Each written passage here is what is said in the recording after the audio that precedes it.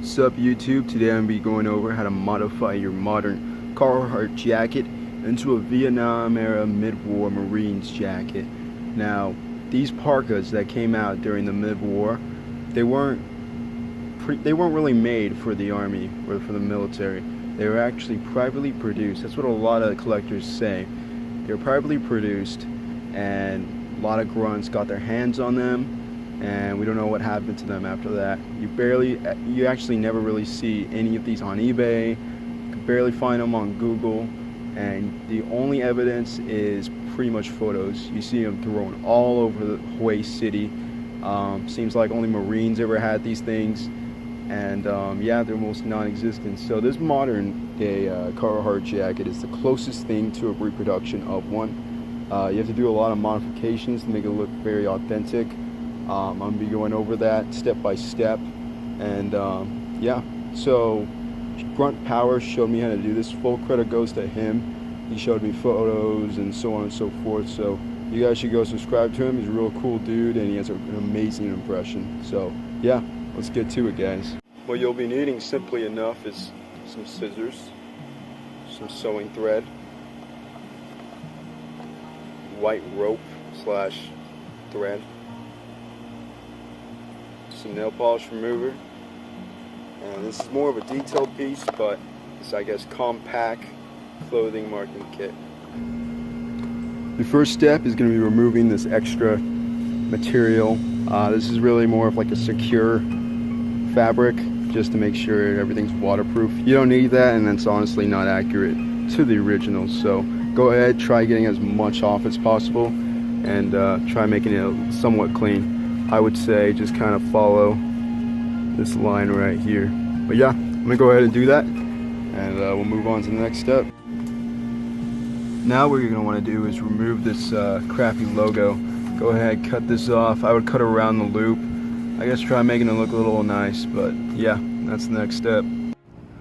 So this is what the loop looks like now. I might clean it up, might not. This is also what the I guess that extra flap looks like. I went ahead, cut it up. It's not the cleanest, but it's passable. Be sure not to cut through the fabric. It's actually honestly pretty easy with just scissors. And then on top of that, I got rid of that hoodie string, and now I'm kind of looping this through. Honestly, it's a pain in the ass to do. You have to slowly do it, and yeah, but you know, it's gonna be worth it in the end. But go ahead, loop that through, and I would say get some tweezers or something to pull them out. I would honestly get like maybe some shoelace, like I don't know the specific name to the shoelaces, but you know, there's those classic shoelaces that look a lot like this, that are round and stuff. Honestly, that'd probably be the best bet, your guys' best bet.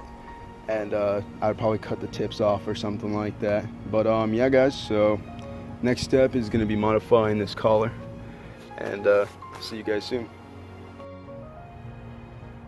As you can see, I removed the collars. The originals didn't have any, and what I was trying to go for was I was trying to make it like smoothly go in to where the button is.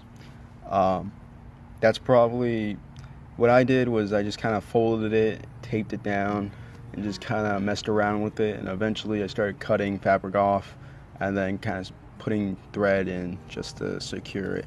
After I did one, I folded the buttons, or I folded the hoodie almost exact, and I just kind of used the other one as reference, and then I taped that other one down to where they were almost exact. So that's what I did for the collars, and also, you know, I tied thread. I tied the laces down. The originals, they either had it like this length or kind of somewhat close, but it's entirely up to you guys. But yeah. Now, a big negative to this jacket is the logo.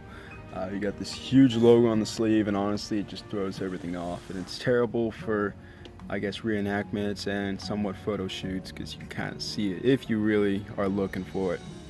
But I've discovered a really easy way to remove it, which is just nail polish remover. You guys can use this specific brand, or you can use some other brand. What you want is 100% acetone. That's what I've heard. I didn't. This specific bottle doesn't say, but yours could. There's a chance, but I'm not entirely sure if, like, I don't know, 98% acetone will ruin it or something like that. That's completely up in the air, and it's at your own risk. But go ahead, get this nail polish remover.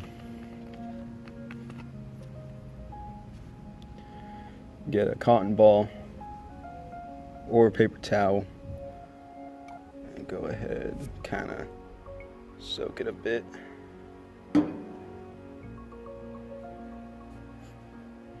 And I'm gonna go ahead and work on this tea right here. Go ahead, damp it up, you know, and start working at it. I'm gonna try drying my fingers. Start working at it. Should start peeling off. I'm using my nail. You guys could use like a pocket knife or something. And as you could see,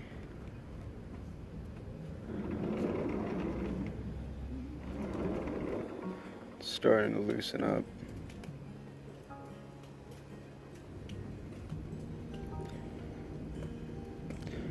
Yeah, you're gonna have to do this for pretty much the entire logo. There is another logo on it. It's over here. I think that's honestly printed on, and I'm not sure if you can remove that. Remove that at your own risk. I'm just gonna leave it because you're just gonna be wearing a vest, you know, the whole time, so you're not ever really gonna see it. On top of that, it's kind of hidden. But there you go, guys. That's pretty much the setup. Alright, so a quick tip to pulling all this crap off is pretty much soak it with a cotton swab, like so. Just completely soak it.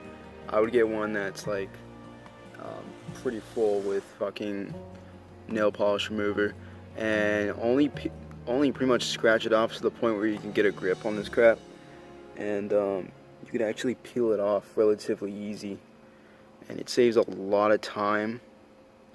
I discovered this maybe 15 minutes ago, and I was already at that point only had like 2 letters peeled off, and it's saved me a lot of time. As you can see, you know, it's peeling clean off, and you're gonna want to have your fingers kind of close to where you're peeling it. You know, you don't want to have your fingers far away, not like this. You want them closer, and it should peel off just like a band-aid, honestly.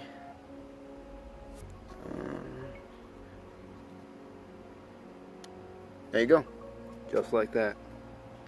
So this next step is entirely up to you guys. You can skip it if you want, you can do it, but pretty much what I did was I modified the sleeves a bit. Now, as you guys can probably tell, this isn't exactly 60s looking, not even a real practice done in the 60s, but what I did was I removed the Velcro and I cut off this little flap. What you guys could do if you really wanted to was you could just cut the Velcro off, sew on a button here alongside with maybe a slit, and just kind of somewhat make it like an adjuster. But I haven't seen any like that, any originals like that. There could have been, could have not, but to my knowledge I just see a lot of Marines with folded sleeves, and I assume because they didn't have buttons, and a lot of them kind of ran big.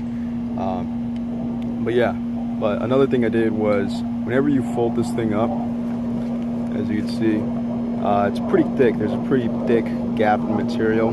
So what I did was I just pretty much folded it on top of each other, somewhat like that, and I just kind of sewn it together to make it look a little bit more smaller. The originals look just like this, and honestly, you guys could skip it if you want. What you could do was you could just completely fold the fabric together, you know, not showing the cuffs at all. But that's entirely up to you. Alright, so the final step is actually a detailed step. You don't have to do this. This is just something to make your jacket look a little bit more cooler. But pretty much, I just got my compact kit and I stamped everything on. It's honestly very time consuming, but it's a great effect for your jacket. So I'm just gonna give you guys a little bit of an example on what I do. I guess here's a little teaser. This is pretty much what it looks like. It gives you a mirror and stuff, and pretty much you just kind of put everything on backwards. But you know, you use this padding to stamp everything on. You have to put all the letters in, those grooves, and so on and so forth. But I'm holding this backwards, so let me fix that. Okay. For this specific stamp, I'm just kind of throwing it on. But pretty much this is what I wrote down, or I guess stamped. I'll put an image, and you guys can just copy that, screenshot that, or whatever. You guys can just copy that. But yeah, this is pretty much the stamping, guys. So in conclusion, this is what the jacket looks like. Big difference, looks way more vintage than what it previous used to look like. I'm really glad that I figured out a way to remove that trademark logo. That was a big negative. Two negatives to this jacket is the buttons. I don't know if the originals came with buttons, not buttons, but pockets. I don't know if they came with pockets, so the reason why I say that is a lot of Marines are wearing their M55s, so it's very unclear. But I don't see it as a huge negative. A big negative is the logo here. I don't know if it will screw up if I remove it or if I attempt to remove it. I don't think it's a sticker. I think it's printed on there, unlike the logo on the sleeve. But you could easily hide it if you have the thing unbuttoned all the way, if you're not wearing a flak. But if you are wearing a flak, it's hidden. And on top of that, if you don't want to wear a flak for whatever reason, I would only button it up midways, because if you try buttoning it up all the way, it's going to be exposed. But yeah, guys, this is pretty much the finished project. Hopefully you guys enjoyed the video.